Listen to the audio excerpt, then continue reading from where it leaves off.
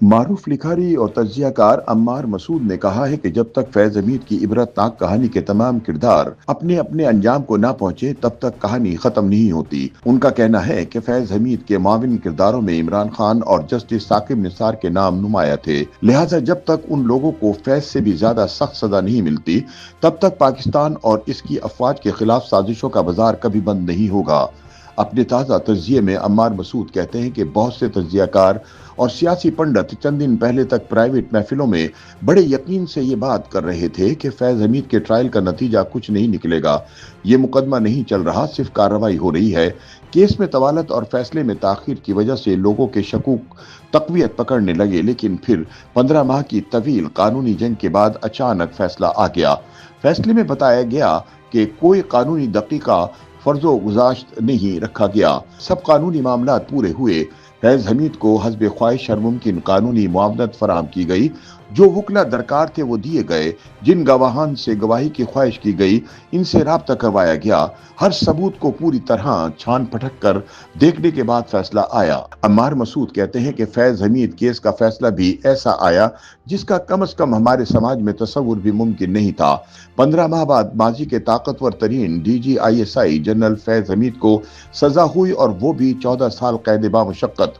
فیض حمید کوئی عام شخص نہیں تھا، ایک جرنل تھا، سابق DGISI تھا، انتہائی طاقتور عسکری کردار تھا، اس قدر طاقتور تھا کہ جب چاہتا سیاسی جماعتوں کے خلاف دھرنا کرواتا، جب چاہتا لانگ مارچ منعقد ہوتا، جب چاہتا مذہبی تشدد پسند جماعتوں کے جنونیوں کو سڑک پر لے آتا، جب چاہتا ان کو ہزار ہزار کے نوٹ دے کر پرامن طریقے سے گھر روانہ کر دیتا۔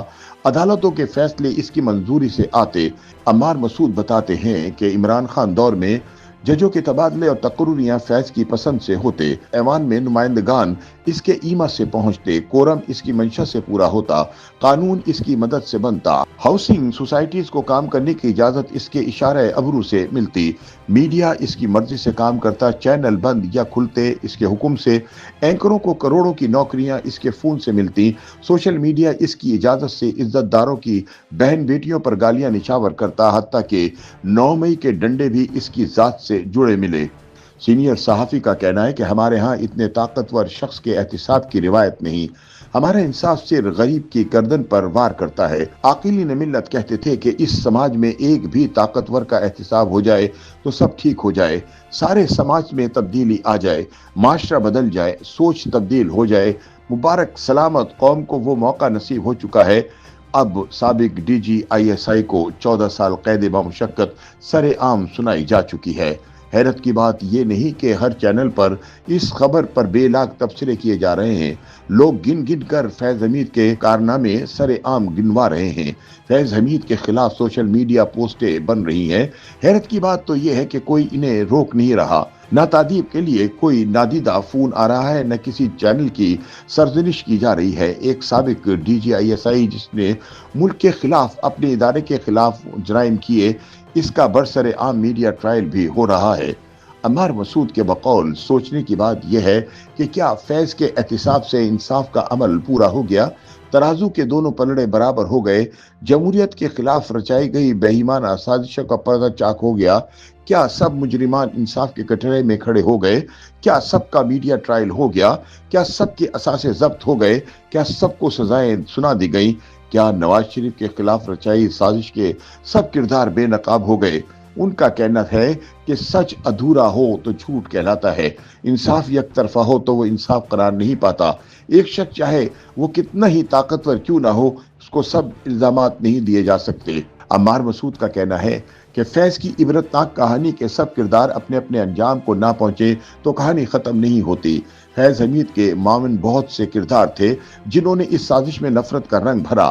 بے شمار شواہد یہ ثابت کر چکے ہیں کہ 9 مئی کو فوجی تنصیبات پر حملوں کی سازش کا سرغنہ عمران خان تھا، شہداء کی یادگاروں کو نظر آتش کرنے کا مجرم عمران خان تھا، دفاعی تنصیبات پر حملوں کا منصوبہ ساز عمران خان تھا، پاکستانی پاسپورٹ کو جلانے والی، سبز رنگ کو پاؤں تلے روندنے والی خان نہیں تو پاکستان نہیں والی مہم کا خالق عمران خان تھا۔ فیض حمید کے بعد اگر عمران خان کو اس سے بھی سخت سزا نہیں ملتی تو ملک اور فوج کے خلاف سازشوں کا یہ بازار کبھی بند نہیں ہوگا۔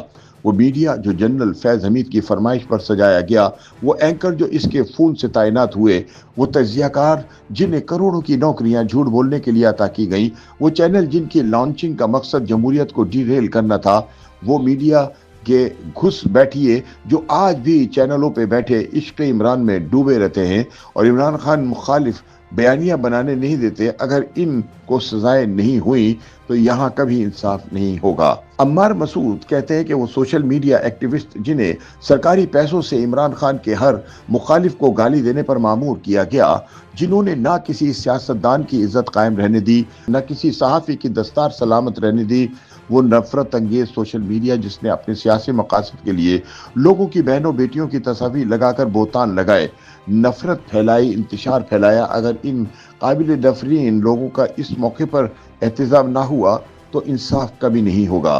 وہ کہتے ہیں کہ ہم کیسے ذکر بھول سکتے ہیں ججوں کی اس قطار کا جس کا ذکر جاوید ہاشمی نے 2014 کے دھرنے میں کر کے دھرنے کا سارا مزہ کرکرا کر دیا تھا۔ سب جانتے ہیں کہ ثاقب نثار سے بندیال تک ججوں نے انصاف کے ساتھ تحریک انصاف کی باندی سا سلوک کیا۔ ثاقب نثار رعونت کی اس بلندی پر تھا کہ وہ خود کہتا تھا کہ 5-6 MP تو میں ویسے ہی فارغ کروا دوں گا۔ وہ بدبخت سابق چیف جسٹس اپنے عہدے پر ہوتے ہوئے تحریک انصاف کے امیدواروں کی انتخابی مہم چلاتا تھا۔ پاناما کا ڈرامہ ان ججوں کے تعاون سے رچایا گیا۔ قانون کی کتاب کی بجائے ڈراموں کے ڈائلاگ فیصلوں میں لکھے گئے۔ انصاف کے ان مجرموں نے قانون کی حرمت کو خاک میں ملا دیا، ایک ترقی کرتے ہنستے بستے ملک کو اپنے مفادات کی نظر کر دیا۔ اس موقع پر اگر ان ججز کو نشانہ عبرت نہ بنایا گیا تو انصاف کی خواہش ہمیشہ تشنہ رہے گی۔ عمار مسعود کہتے ہیں کہ فیض حمید تو اپنے انجام کو پہنچ گیا، جو کیا تھا اس نے بھگت دیا۔ اب اگر ثاقب نثار جیسے ججوں کے ناپاک وجود کے گرد انصاف کا دائرہ تنگ نہیں ہوتا تو یہ ملک کبھی ٹھیک نہیں ہوگا، یہاں کبھی جمہوریت نہیں آئے گی، یہاں کبھی انصاف نہیں ہوگا۔ جمہوریت پسند لوگوں، یاد رکھو جہاں فیض حمید کے فیصلے پر خوشی منائی گئی وہاں یک جمع ہو کر اگلی بار ثاقب نثار کا نعرہ ضرور لگانا چاہیے۔ یہ اس ملک کی ترقی، استحکام، جمہوریت کی بقا اور در انصاف کی عظمت کے لیے ضروری ہے کہ فیض حمید کے بعد ان رجسٹ کرداروں کو بھی انجام تک پہنچایا جائے۔